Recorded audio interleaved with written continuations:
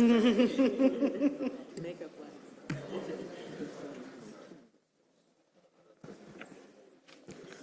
All right, good morning to the Solicitor's Office. Good morning. Good to see y'all. Good morning.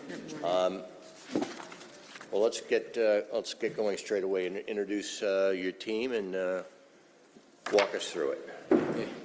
Well, good morning, Councilman Shook, and good morning to all the distinguished council members, and good morning to President Shipman. I am Raines Carter, City Solicitor. I'm happy and proud to be able to present before you today, especially happy to follow the Atlanta Police Department, finest police department in the country. I am joined today to my extreme left by Deputy Solicitor Ronnie Graham. Next to me is Deputy Solicitor Erica Smith. To my right is our business manager, Sandra Thomas. And to my far right is Deputy Solicitor Andrew Taylor.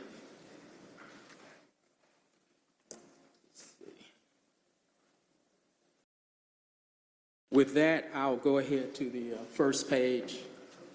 Oh, you'll do it? Okay, you'll do it for me? Okay. Okay, if we would go to page 1, please.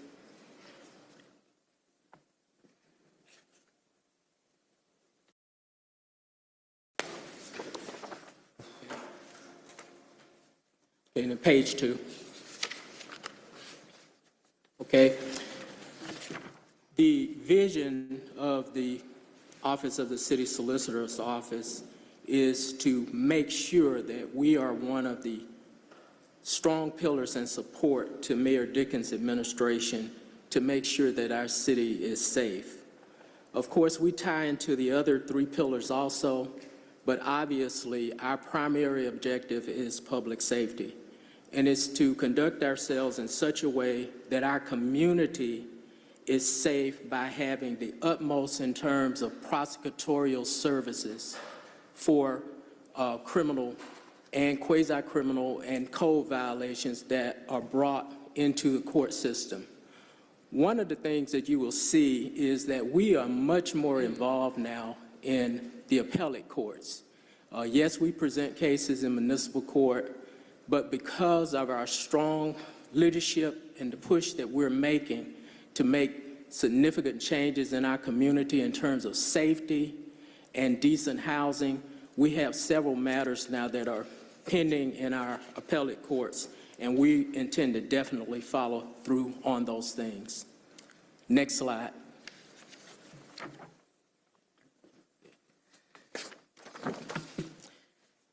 If you take a look at our organizational structure, you'll see it is a bit modified from the way it has been done in the past. Obviously, we have our specific areas that deal with our business operations, human resources, budgeting, and those types of things. We have, of course, our general legal support, which are our administrative and investigative support for the prosecution of our cases. And we also have our diversion and special programs. As many of you know, we've had a very successful diversion program for traffic violations. Since 2019, this particular program has provided diversion relief to thousands of our citizens not having to go through the normal court process. It has provided educational opportunities. But as a byproduct, it has also provided, since 2019, approximately $7 million for our city coffers as diversion fees that are allowed by the state of Georgia. We also have criminal diversion programs, which we are gearing toward not only everybody, but particularly our youth, so that we can look at opportunities to try to steer them in the right direction and to keep them in a position where they may be able to obtain jobs in the future. And so we'll talk about that a little more later. Some of the other things that go with our special programs that you don't hear much about is our record restriction program. We actually have that provided for online application. And I know that Councilmember Lewis has talked about that a lot, and we'd like to sit down with him and be able to express to him and show him what we already have in terms of online application for record restriction. We have a prosecutor that's dedicated to working in that system, and she's paired with the prosecutors in Fulton County District Attorney's Office, Solicitor's Office to follow through on those things.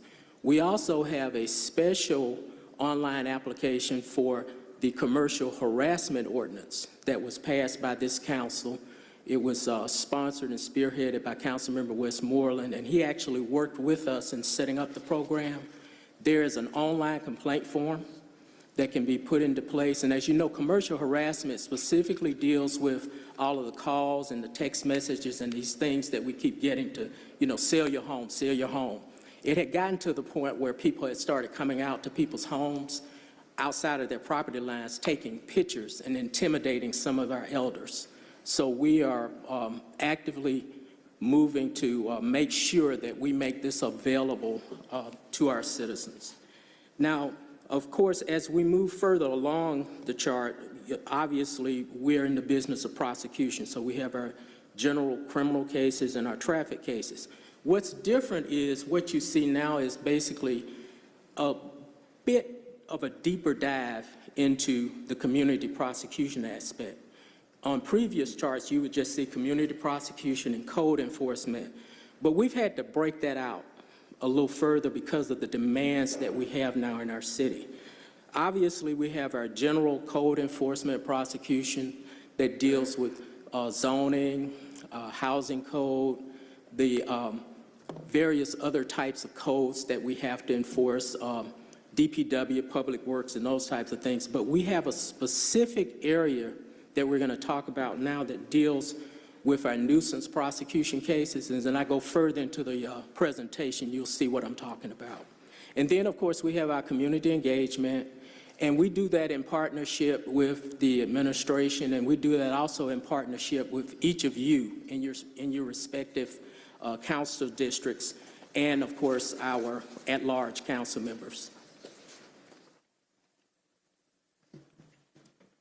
Our FY23 highlights, of course, we have shared a lot of this information in our presentation to the Public Safety and Legal Administration Committee, so I won't try to be overly repetitive, but I would like you all to know that we have established our Junior Prosecutors Program for young people, and as I have mentioned before, we want to expose them to, there are some positive aspects to the criminal justice system.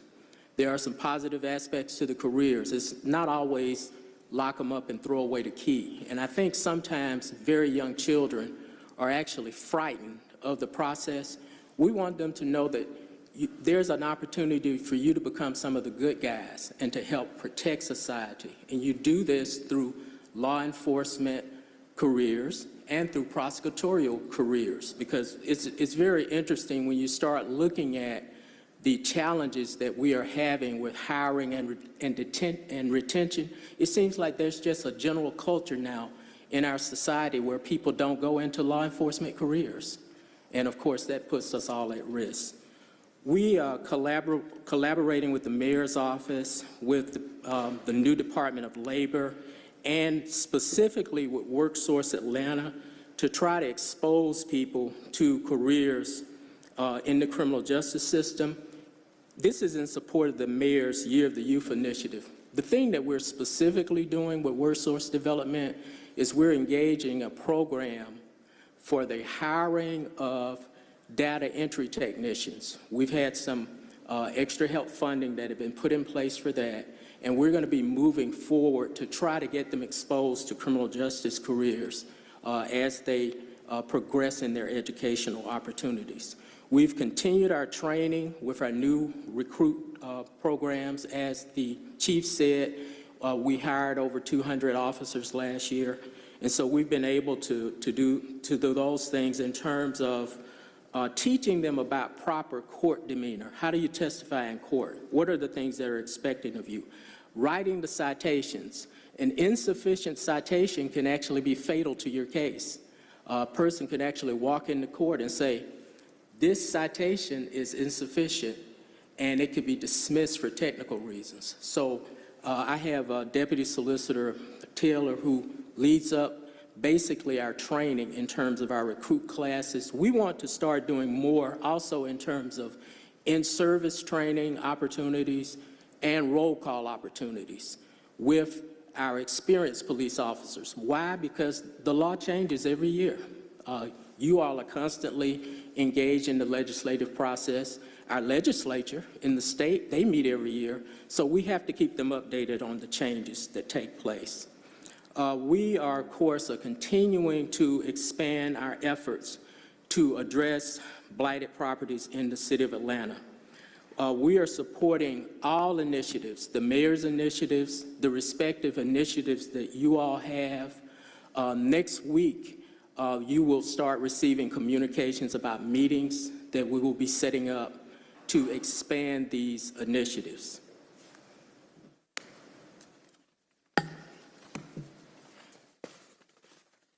Again, thank you for our case management system. We are almost there. We just have to change the name on the contract. As I have mentioned more than once in public safety, this is a game changer. This gives you the information that you need to share with our citizens. We're going to be able to, in a very expeditious fashion, to do those things that we need to do in terms of making sure that our charging documents that are placed before the judges, that they're legally correct. We also are going to be working to set up those things that we need in terms of interfaces with the administration, with U.S. Counsel, and with others to make sure that we get the information. We've partnered with the Department of Public Works in efforts to reduce illegal dumping. There are 2 specific post-certified officers that have been hired to be a part of the process that's been deployed by the Department of Public Works with the mobile cameras. And we really need to increase our efforts and send the proper message to those violators that we will not tolerate this in the city of Atlanta. Of course, we're continuing our efforts with community engagement, with the well-being of our citizens. There has been a primary focus, and it will continue with regard to our senior citizens. Thank you all for the participation that you all have given us. Those council districts in those areas that we haven't gotten to yet, please believe that we are coming and we are on our way. And we are trying to leverage every resource possible to do those things that we need to do to address these nuisance and problem properties. And we are going to be adding more tools to our toolbox. Some of the things that are afforded to us by state law, some of the ideas that we have been able to receive from prosecutors in our sister jurisdictions here in Georgia and in other areas of the country. So those will be the genesis of those meetings that we will be setting up.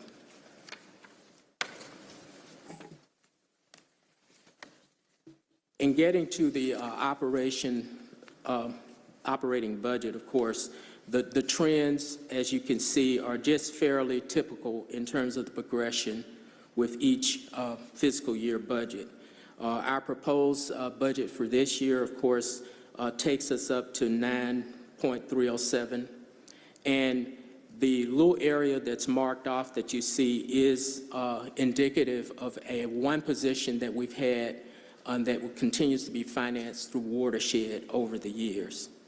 And if you look at the breakdown of the head count, this also reflects those personnel that are dedicated to these specific areas.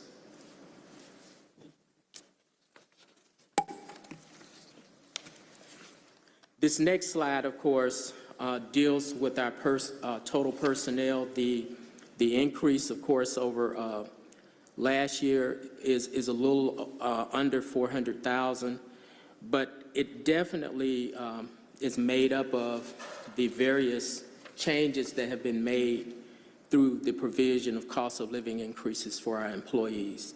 Of course, you know, with FY24, you had a total of 3.5%, and there's a proposal, of course, in the mayor's budget for an additional 2.5% that will be starting in January of next year. So I believe this encompasses that. As you can see, we've done okay in terms of filling our positions. So we don't have that many in terms of vacancies, but I will want to take a moment to let you all know that with regard to retention, we are having the same challenges as other departments, especially the legal offices for the city, the public defender, the law department, the ethics office. In terms of the job market for attorneys, it's still quite competitive. Market forces hadn't caught up with it yet.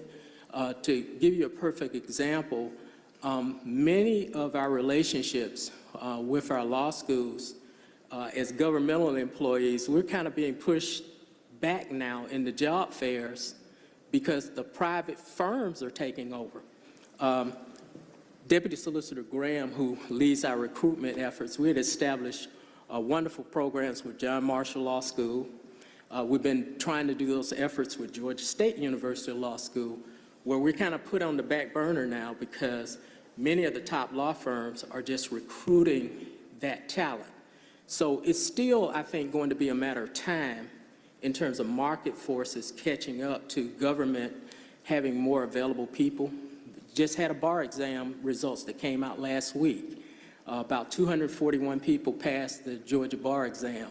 Most of those people are going to be scooped up. Now, we're going to do our level best, and I think we have been doing well, but we haven't been able to retain some of the attorneys because of that. I'm hoping that the pay and class study will have some impact on that, but we're going to go in and fight hard to recruit these people because we want top talent in the city. And based on our needs that we'll cover in a minute in terms of our programs for nuisance abatement, not only do we want top talent, we want top litigators because I am not at a place where I'm satisfied with the pace that we're going as a city. I like a more robust enforcement, and we're going to talk about that as we move along. And of course, in terms of our operating, our overall reduction, we're just basically the types of things that are affecting the whole city, just decreases in financing uses and intergovernmental charges and those types of things. But as you can see, it's fairly minimal. It's about $2,000. The next slide shows what you see with every department, that behemoth-looking bar that shows that most of what we do is personnel. And of course, we have operating that is just a little minimal part of what the city does in terms of how we conduct our business. Most of what we do is personnel. Now, as we get to our FY24 priorities, this is what I want to talk about specifically in terms of recruitment of attorneys and support staff. We are working with the administration with the Safe and Secure Housing Initiative. This is going to be dedicated to bolstering our effectiveness. We need a much more robust approach, and there is legislation pending before you now to take a look at a creation of that new division that I had on my chart. And I can tell you specifically that my part of it involves the creation of 7 positions. 5 of those positions I want to be new litigation attorneys for the city. We need to roll this out in terms of its effectiveness and more so in terms of its efficiency. So this will no longer be just an add-on or additional responsibility for the code enforcement division that we have now. This will be a separate division that will be rolled out. I certainly would appreciate your consideration of the legislation that's pending before you. It is my understanding that that funding source is in that legislation, and I am here to provide any details that you might need in terms of our part of that process. But I do want you all to know that I have requested 7 positions as part of that process that would be a part of our new nuisance program. We're going to continue with the case management system. It's time for us to implement it now. I believe that you all have already given unanimous consent to the name change at your last council meeting. I think it was on the consent agenda. And so I think it's time for signatures to start circulating through procurement. When we get this system in, we will be talking with your council staffs, because what we want to do is set up interfaces. So we're going to be working through AIM. You need to be able to take a look and say, well, guess what? For FY23, we had this many noise ordinance cases. This is what happened on those noise ordinance cases. These were the results. For FY23, we had this many racing cases. Now, I have some information that I always bring with me manually, but it's just summaries of spreadsheets. We want a case management system that will go under certifiable guidelines, that will make sure that we have some confidence in the accuracy of those things. And this system is going to be able to do those things that we need to do. We're still going to have some discussions about the public safety component of it. For example, now someone can go into a system and maybe look up the court date and that type of thing, or maybe which courtroom they're in. I'm not sure, but we want to be able to be sure about this and to have that information available for the administration, all council members. And we also will be setting up interfaces with our partners in the county. For example, Fulton County uses the Odyssey system. I know you've heard that term. We want to make sure that we work through AIM to set up the proper interfaces so that information that's needed by the county district attorney or the county solicitor will be available for them when they need it, so that we can work on strategies together. Also, our recruiting efforts, I pretty much already mentioned that we're doing through Deputy Solicitor Graham, but we're also doing it in consultation with HR. They've been partners with us, and we want to do those types of things to try to set up a pool of candidates. I'm going to get and fight hard for these people that are coming into the bar and to get some of these people in. Also, we want to set up some lateral programs with firms that have people, but they are not having litigation opportunities. For example, a person can go into a top law firm and sit there for 3 or 4 years before they ever get into court because they're carrying somebody else's papers. We're trying to set up programs that say, hey, guess what? If you want to litigate cases, get in court before a judge, get into the appellate court, come to the solicitor's office. You're going to get a chance to be in court. They get the chance to have the experience of what do we get? We get the benefit of competent attorneys that will be able to process these cases in a more robust fashion. And of course, we're going to continue to advance our Year of the Youth initiatives with the City Department of Labor and Workforce Development, as I've already mentioned. Obviously, we're going to fully roll out our junior solicitor program. We want to make sure that we participate. I have a couple of people that used to work with me that are judges now in our juvenile court. I'm reaching out to set up a meeting with them because we've got to start catching these young kids before they get to the age where they have to come to our court. So we're going to be having some discussions with Judge Jackson and some others. I know them, a lot of them started their careers with me. And so we'll have an opportunity to talk to them to see if we can link in the children as they come, and then we'll bring them up through our system to say, hey, there's another side to law enforcement, and that is that you might want to consider careers.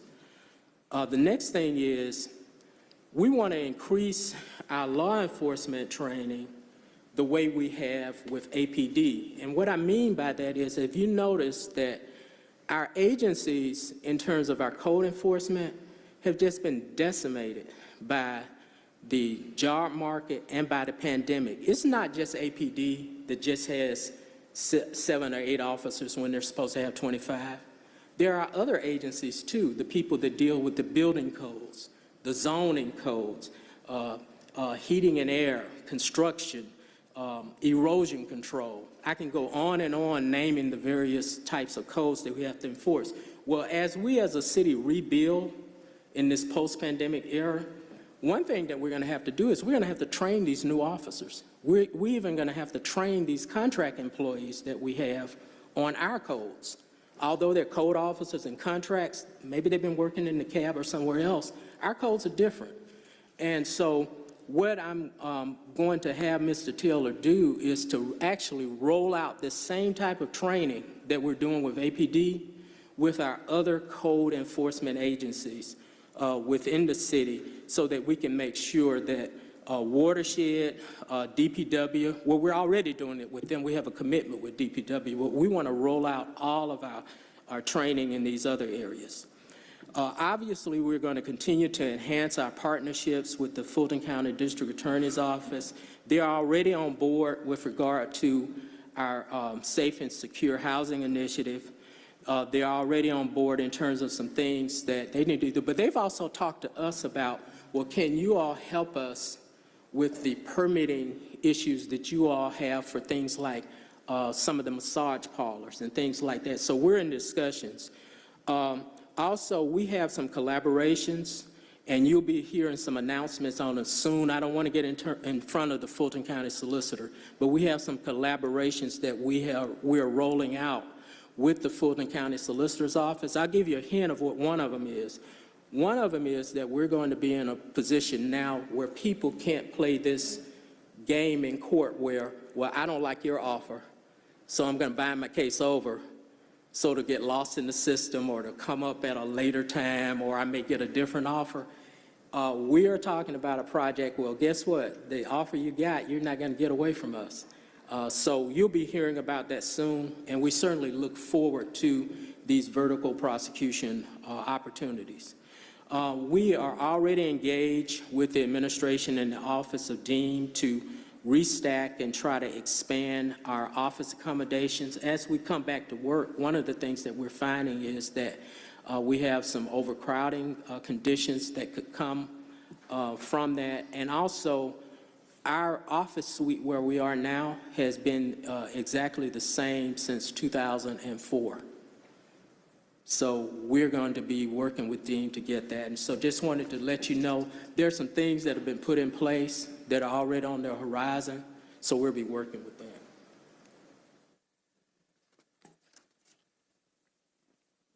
And obviously we're here for your questions, but I want you to see this. Thank you.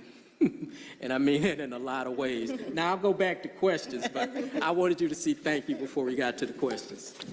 All right, and thank you. I see Mr. Lewis's hand up, Ms. Overstreet, Ms. Boone. So, Mr. Lewis, take it away. Solicitor Carter, thank you so much for coming in today. And I'll try to be quick with my questions. First, a suggestion with the program with the juvenile courts, the 15 and 16-year-olds.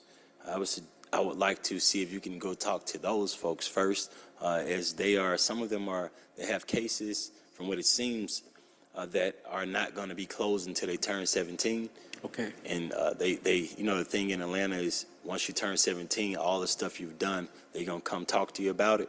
And so if we can get to talking to them at 15 and 16 about what 17-year-olds, what happens the moment they turn 17, they go back to court, I would like to see if you can add that to the program. Thank you. I most certainly will. I think that's an excellent suggestion. Thank you. The next question I was going to say was the fines to apartments. I meant the fines for violations. How do we decide how much we're going to fine a space, and what's the least amount we can fine a space? Mm-hmm. Many of our codes have mandatory provisions, especially our housing code has mandatory minimums You all going to have to help me out. At the top of my head, some of them were 250? Yes, property maintenance. 250, but they go up to $1,000. So our maximum is 1,000 that's set by state law. Now, there are a couple of exceptions. On our erosion control cases, the state actually allows us to go up to, I believe it's 2,500.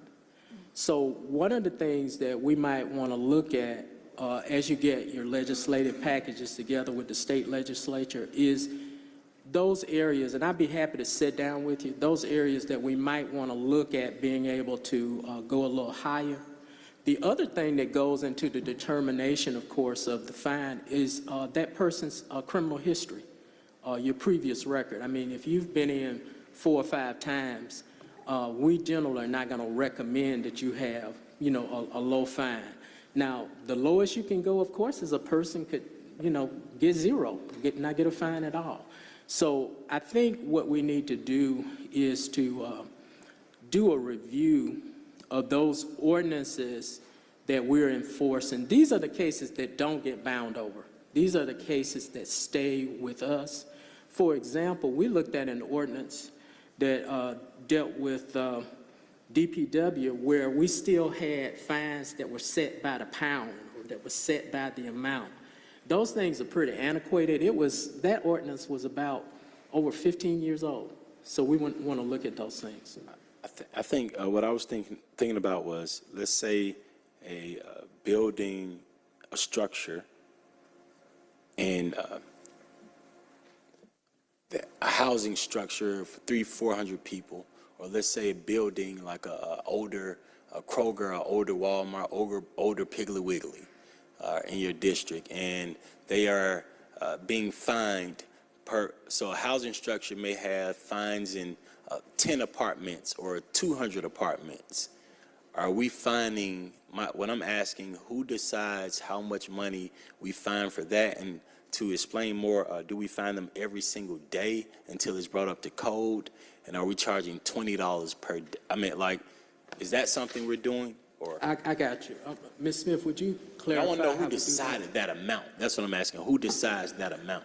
Okay. Well, again, to echo Mr. Carter, some of those amounts are within the code that we can only find so much per violation per code. However, right now, we don't have the bandwidth with code enforcement, as you heard with APD's presentation, that when it comes to us, the enforcement of every day, the onus is on our city departments to do that and to bring the cases to us.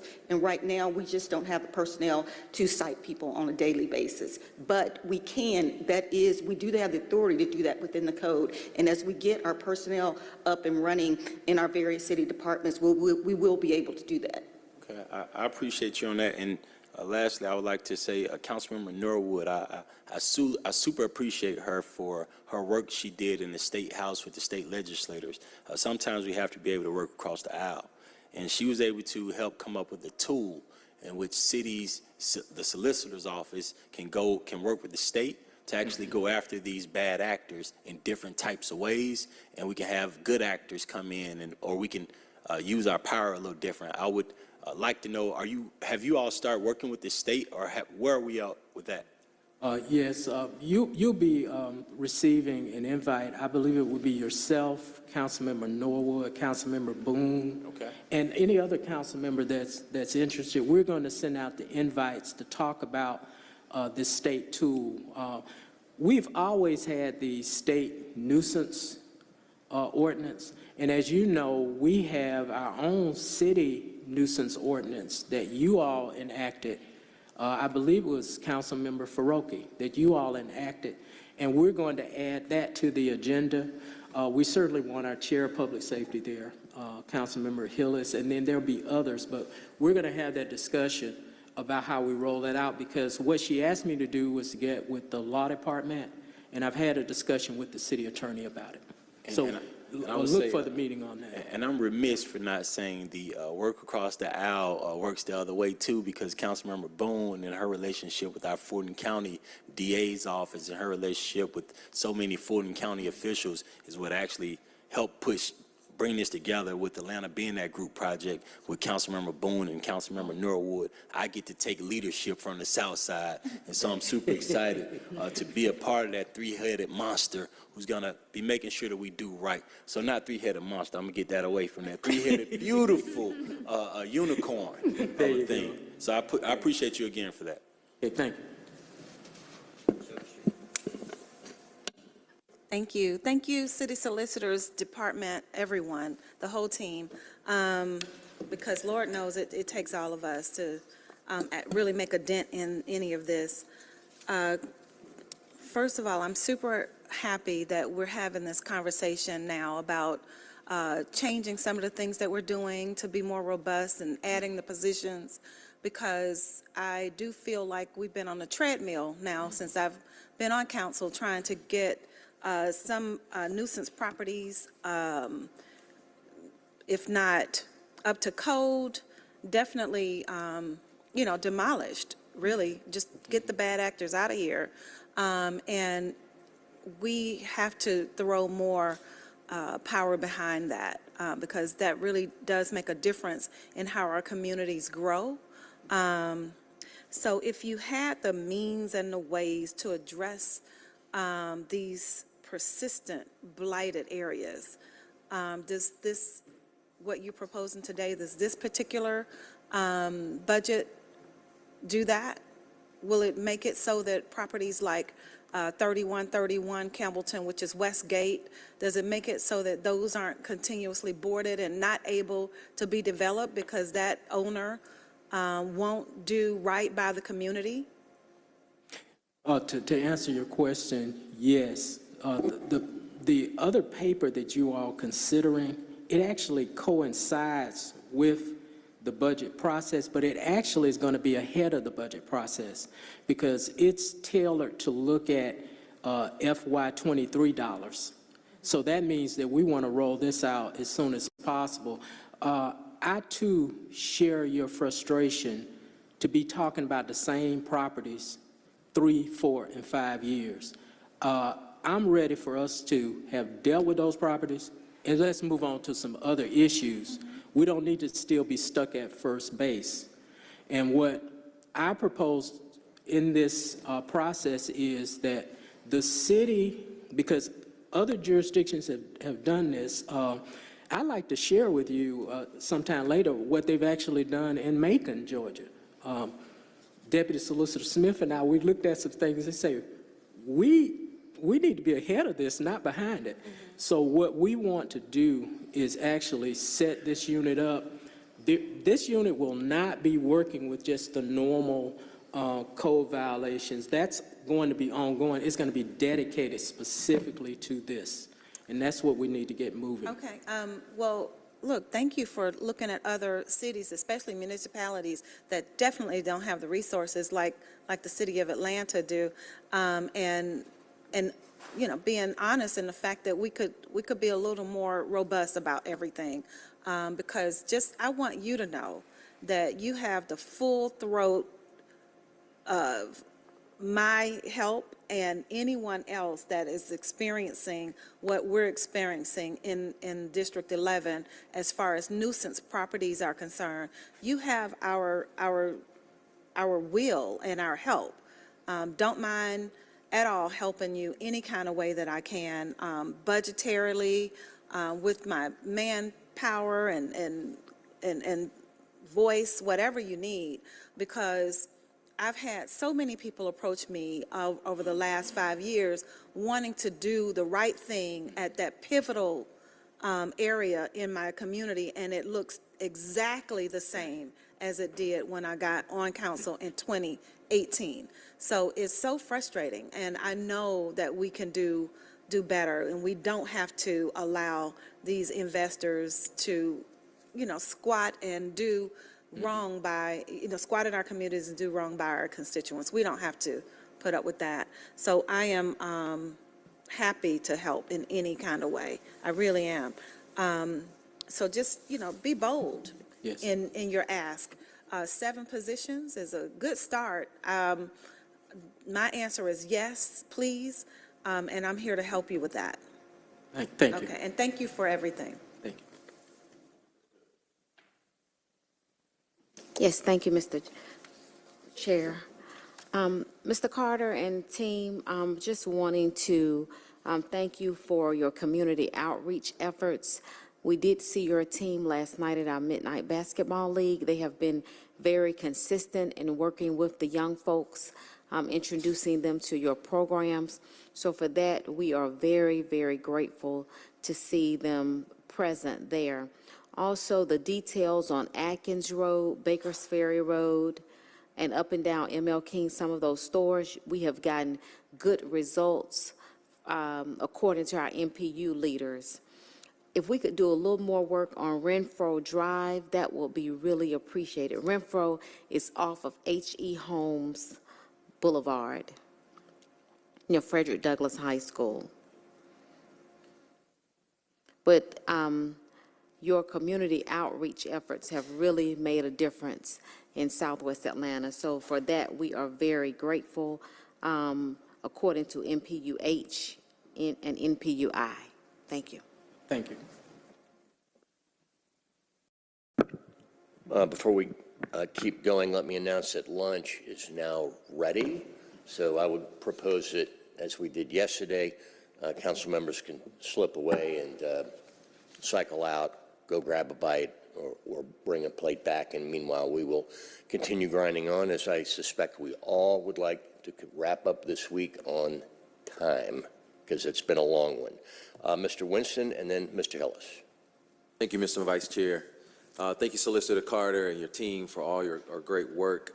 Specifically, I want to just highlight the work that you've been doing around tenant advocacy, because I don't think that gets enough attention about the work that you've been doing. And I know I've worked closely with your team on looking at some nuisance properties and working with you all on nuisance abatement in District 1. So I just want to thank you for the work around that. In looking at growing that area of your expertise, as also working with Department of Public Works and starting to go after a lot of the illegal dumping that is in our communities as well. I'm looking at the budget and just knowing the constraints on salary increases, knowing that you need expertise in your field, it seems like a very modest ask in terms of the increase in looking at to fill additional positions. I'm just, thinking that if we want to kind of grow these areas and know how effective they've been in my district and knowing how effective they could be around the city of Atlanta, I'm just wanted to know, does this seem modest and conservative to you in terms of scope, or could we look at improving that a little bit more? We all could definitely look at improvements as we go down the line. What we are doing, we actually have a meeting set up next week with DPW. The two enforcement officers that we're using, we really want to have an impact. I would love to catch somebody in the act, because messaging means a lot in terms of, guess what, blah, blah was arrested in the city of Atlanta caught dumping. So I guess to answer your question is, after our meeting next week, I'm hopeful that perhaps through myself and some members of the administration, Commissioner Wiggins and other people designated by the mayor, that we might want to sit down and look at how we can augment what we've started. So, and thank you. You have been so very available to work with my team. We appreciate it. Thank you, and I appreciate all your hard work. But would definitely love to get a recap after your meeting, I know that I've been very clear, especially talking to Commissioner Wiggins, that I share the same sentiment. I would love for us to be able to start coming down harshly on individuals who are illegally dumping in our communities and bringing blight on our neighborhoods. So please let us know how that meeting goes, and if we can add some financial resources to that, I'll be the first to sign my name up for it. So thank you. Thank you.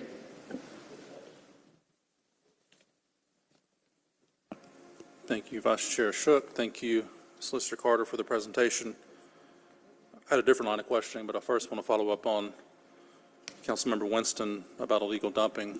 There was a law passed a number of years ago during my predecessor's, one of her terms, that required people that carry scrap tires to have a sticker on their vehicle. Mm-hmm. Have you all ever seen a case come across where that has been, a citation has been issued for not having that?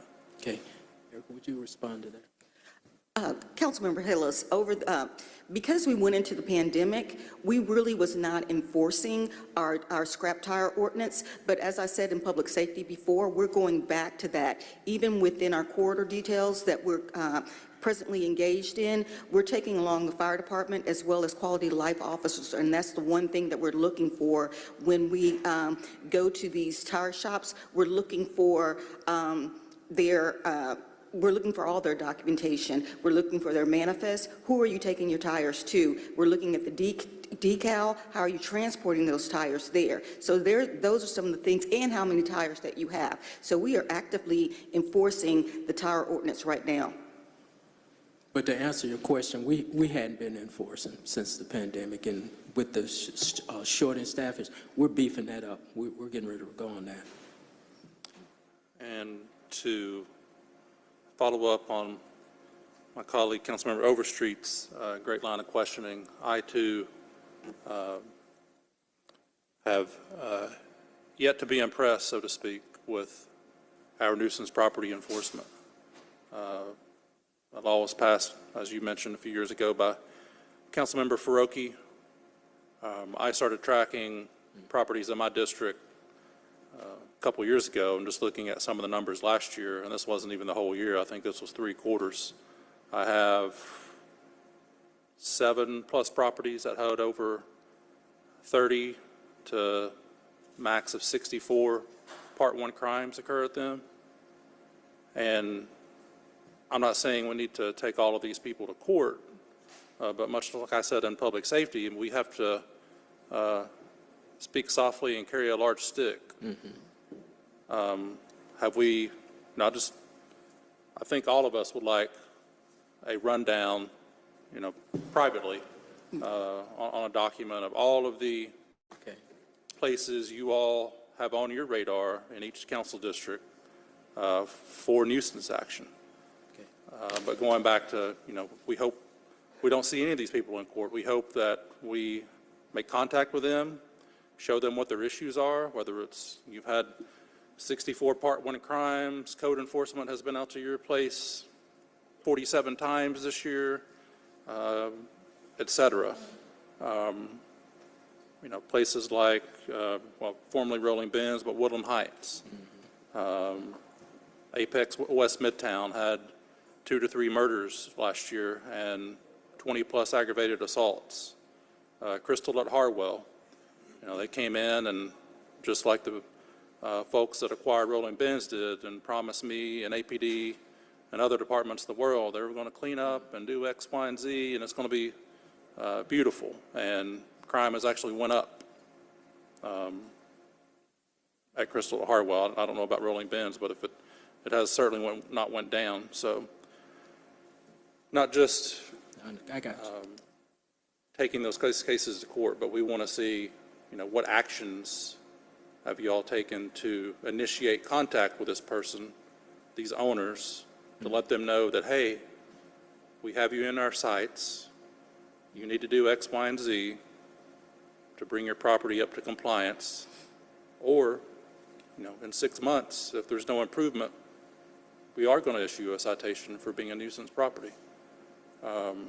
So if you could get that to us and update us on where each of us are with these problem properties in our districts, it will be appreciated.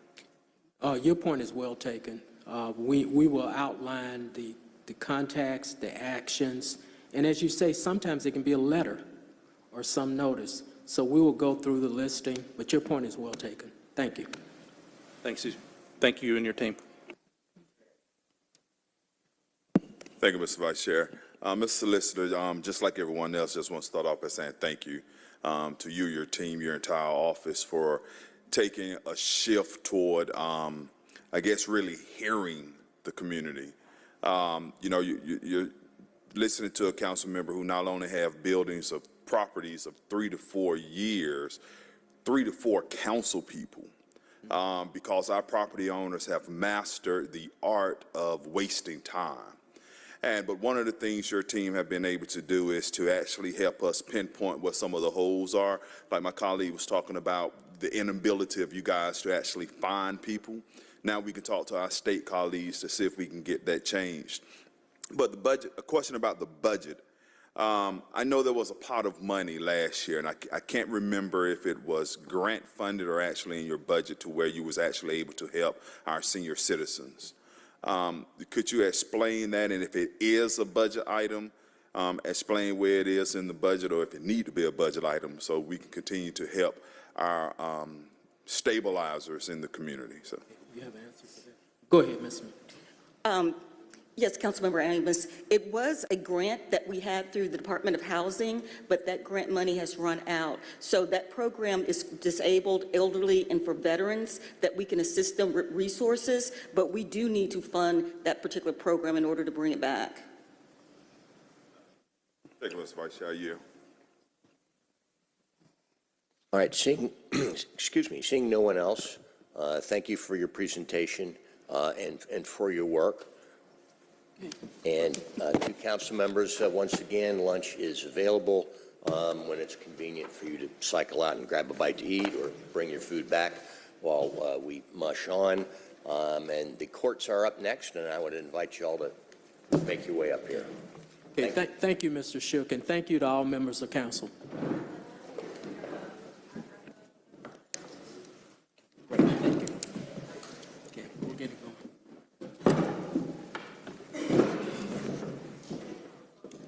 Thank you. Have a great day.